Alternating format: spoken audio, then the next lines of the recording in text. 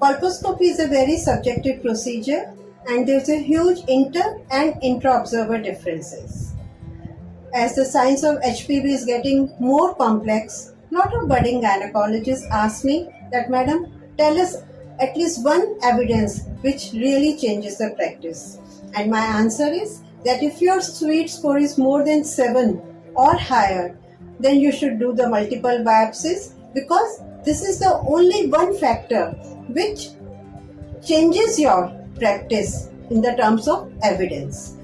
And the probability of having CIN2 or higher lesion or CIN3 is almost 90 to 95%. So, if you want to learn more about the nonsense of colposcopy, come and join my colposcopy training program.